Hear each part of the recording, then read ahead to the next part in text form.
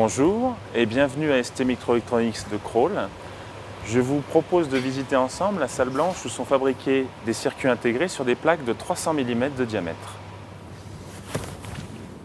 Cette salle blanche est ultra propre et c'est pourquoi avant d'y entrer, nous avons besoin de nous habiller avec une tenue spéciale pour éviter d'amener toute poussière à l'intérieur de la salle blanche. Nous allons donc enfiler pour ce faire une cagoule, une combinaison et des surbottes. Voilà, une fois habillés, nous devons maintenant nettoyer tout ce que nous allons apporter à l'intérieur de la salle blanche à l'aide d'une chiffonnette et d'un peu d'alcool.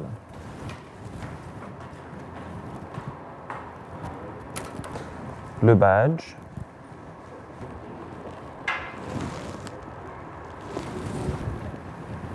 le téléphone,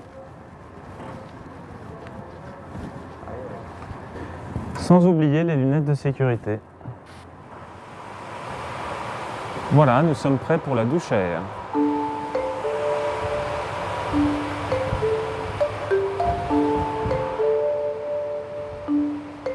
Nous sommes maintenant à l'intérieur de la salle blanche.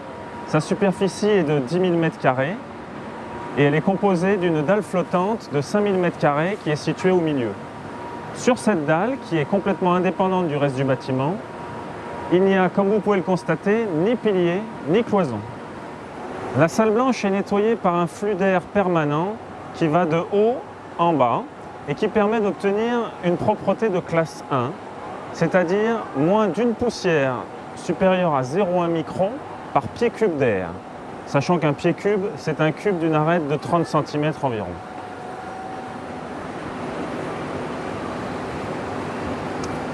Le flux d'air est de 0,5 m par seconde. La hauteur de la salle blanche est de 4,50 m, ce qui veut dire que l'air de la salle blanche est renouvelé entièrement toutes les 10 secondes. La température en salle est de 21,5 degrés, régulée à plus ou moins 0,1 degré. Et l'hygrométrie est de 40%, régulée à plus ou moins 2%. En salle blanche, il existe deux couleurs de tenue. Le personnel de ST est en tenue salle blanche de couleur bleue, tandis que le personnel extérieur est en tenue salle blanche de couleur blanche.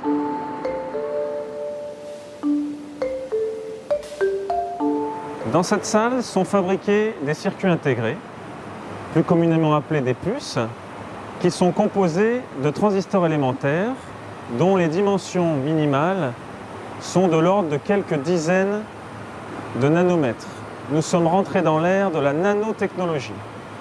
Aujourd'hui, on peut placer près de 1000 transistors dans l'épaisseur d'un cheveu, ce qui permet de réaliser sur quelques millimètres carrés des fonctions de décodeur de télévision numérique, de lecteur de DVD, le cœur d'un téléphone portable ou un système de navigation GPS. Et encore bien d'autres applications que nous ne connaissons pas encore.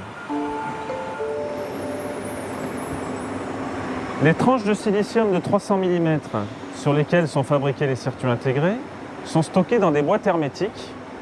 Elles ne voient donc jamais l'air de la salle blanche. Ce sont ces boîtes hermétiques qu'on appelle des FOUP. Chaque FOUP contient en général 25 plaquettes identiques qui correspondent à un lot de production. Nos clients commandent donc leurs circuits intégrés par lot de 25 plaquettes. Les FOUP sont transportés de machine en machine par l'intermédiaire d'un système de transport robot situé au plafond de la salle blanche. Ce système de transport permet également d'assurer le chargement du FOUP directement sur l'équipement. Seules les machines peuvent ouvrir ou fermer les FOUP pour prendre les plaquettes et les amener à l'intérieur de la chambre de process. La salle blanche est divisée en ateliers et chaque atelier correspond à une étape bien précise de la fabrication des puces. On trouve entre autres des ateliers de préparation de surface, des ateliers de dépôt d'oxyde, de dépôt de métal, l'atelier photolithographie, l'atelier de gravure des couches, l'atelier de polissage des couches, l'atelier d'implantation ionique à travers ces couches. Pendant 6 à 8 semaines, qui est la durée de fabrication moyenne des circuits intégrés sur les plaquettes de silicium, les lots vont se déplacer d'atelier en atelier pour réaliser toutes les étapes nécessaires.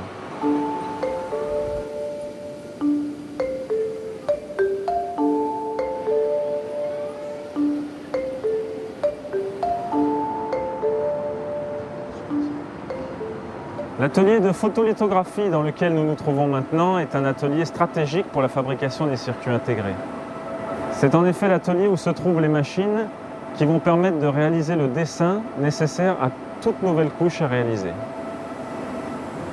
Dans cet atelier, on utilise des résines sensibles à la lumière. La résine, étalée à la surface de la plaque, est insolée à travers un masque, puis développée pour ne conserver que des zones non insolées. Ces ouvertures vont servir de zone de travail pour l'atelier suivant. Les lots de production reviennent dans l'atelier litho autant de fois qu'il y a de dessins à réaliser dans les couches successives, c'est-à-dire plusieurs dizaines. Le déplacement des lots s'effectue donc en revenant régulièrement à ce point central et non en ligne comme on peut le trouver dans les ateliers de production plus classiques. Les machines de photolithographie sont les machines les plus précises et les plus difficiles à fabriquer de la salle. Ce sont donc logiquement les plus chères. Aujourd'hui, le coût d'une machine complète de photolithographie est de plusieurs dizaines de millions d'euros.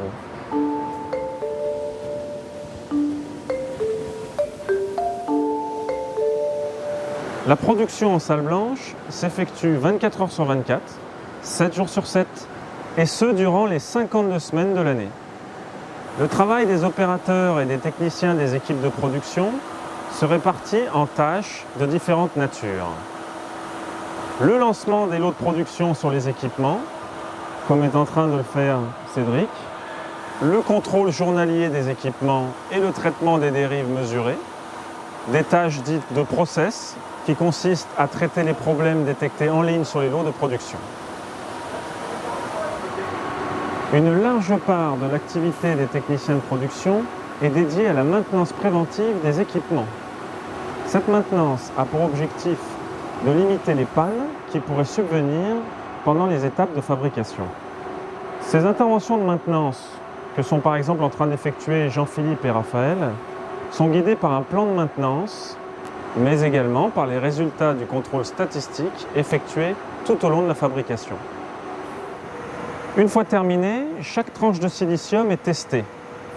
Le test individuel en fonctionnement électrique de chaque circuit permet de vérifier sa bonne fonctionnalité. Le nombre de puces fonctionnelles détermine le rendement électrique de fabrication de la tranche de silicium. Et il faut savoir que le coût de fabrication des puces que nous vendons aux clients est directement lié à ce rendement électrique.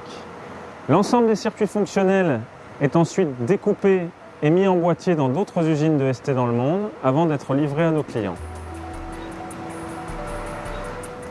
Nous venons de voir l'une des usines de fabrication de circuits intégrés les plus modernes et les plus performantes qui existent. Nous espérons que vous avez apprécié cette visite.